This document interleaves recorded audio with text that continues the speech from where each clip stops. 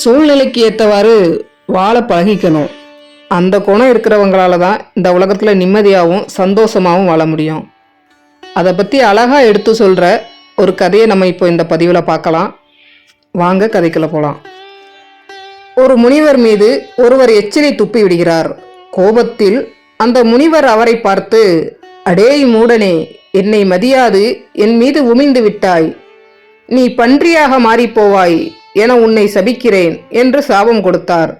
சாபம் பெற்றவுடன் சந்நியாசியை உமிழ்ந்த மனிதருக்கு ஒரு பயம் வந்துவிட்டது. அவர் தன்னுடைய குழந்தைகளிடம் வந்தார். அவர் தன்னுடைய மூத்த புதல்வனை பார்த்து சொன்னார், மகனே, நான் செய்த ஒரு தவறின் காரணமாக பன்றியாய் மாறும் சாபத்தை ஒரு முனிவர் எனக்கு அளித்து விட்டார். பன்றியான பிறகு நான் எப்படி வாழப்போகிறேன் என்றே எனக்கு தெரியவில்லை. அதை நினைத்தாலே எனக்கு பயமாக இருக்கிறது. அதனால் எனக்கு நீ ஒரு உதவி செய்ய வேண்டும். நான் பன்றியான உடனே காட்டுக்கு சென்று விடுவேன். நான் எங்கே இருந்தாலும் நீ தேடி வந்து என்னை கொன்றுவிடு. அந்த உருவத்தில் என்னால் வாழவே முடியாது என்று சொன்னார். சில நாட்களில் அவர் பன்றியாக உருமாறி காட்டுக்குள் போய்விட்டார். தந்தையின் கோரிக்கையை நிறைவேற்ற வேண்டிய காரணத்தால் மகன் தந்தையை தேடி காட்டுக்குள் செல்கிறான். குளம் குட்டைகளில் எல்லாம் தேடுகிறான். எங்கேயாவது கூட்டமாக பன்றிகளை பார்த்துவிட்டால் உடனே மகன் அதன் அருகிலே போய் அப்பா என்று அழைப்பான். அவைகள் எல்லாம் ஓடிவிடும். அவனுக்கு அவனுடைய அப்பாவை மனித ரூபத்தில் தெரியுமே தவிர பன்றி ரூபத்தில் தெரியாதே. அதனால் தேடிக்கொண்டே இருந்தான். இப்படி 2 வருடங்கள் ஓடிவிட்டன. கடைசியாக ஒரு குளத்தங்கரை அருகிலே போய் நின்று அப்பா என்று கூப்பிட்டான். உடனே ஒரு பன்றி வந்து நின்றது. பின்னாலேயே இன்னொரு பன்றியும் ஓடி வந்தது. 2-3 குட்டிகளும் வந்தன. பன்றி ரூபத்தில் இருந்த தந்தை கேட்டார், மகனே, வந்து விட்டாயா? ஆமாம் தந்தையே, நீங்கள் பன்றியான உடனே உங்களை கொன்றுவிட என்னிடம் சொன்னீர்களே, அதனால்தான் காடெல்லாம் தேடி உங்களை இப்பொழுது கண்டுபிடித்திருக்கிறேன். உங்களது கோரிக்கையை நிறைவேற்ற இப்போது உங்களை கொல்லட்டுமா என்று கேட்டான் மகன்.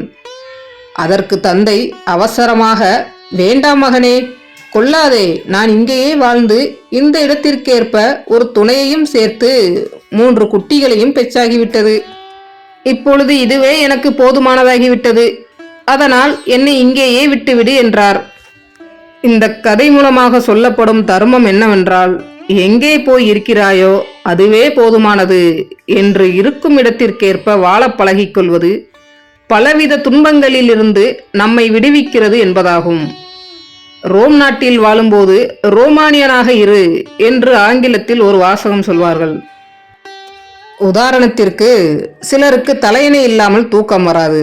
யார் வீட்டுக்கு போனாலும் படுக்கும்போது நல்ல தலையணை வேண்டும் என்று பிடிவாதம் பிடிப்பார்கள். உறவுக்காரர்களிடம் ஒரு தலையணைக்காக முகம் சுளித்து சலித்துக் கொள்வார்கள். இப்படி இருக்கும் இடத்திற்கு தகுந்தாற்போல் சின்ன சின்ன விஷயத்தை கூட மாற்றிக்கொள்ள மனமில்லாதவர்கள் யாருடனும் சகஜமாக ஒத்துப்போக மாட்டார்கள். இந்த சுவையில்தான் சாப்பிடுவேன், இந்த மாதிரி இடத்தில்தான் தங்குவேன், இந்த மாதிரி மனிதர்களை பார்த்தால்தான் சிரிப்பேன் என்று சின்ன சின்ன விஷயங்களில் பலவிதமாக மனிதர்கள் தங்களை தாங்களே ஒரு விலங்கில் பிணைத்துக் கொள்கிறார்கள்.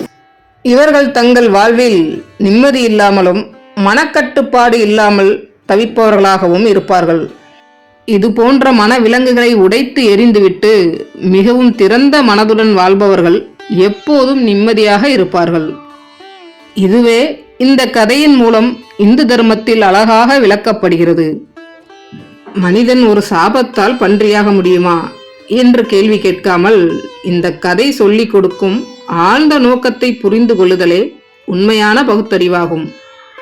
வளரும் குழந்தைகளுக்கு இது போன்ற கதைகளை சொல்லிக் கொடுத்தால் அவர்கள் எதிர்காலத்தில் மிகவும் பக்குவமான மனிதர்களாக வளர்வார்கள் என்பது நிச்சயம். நன்றி.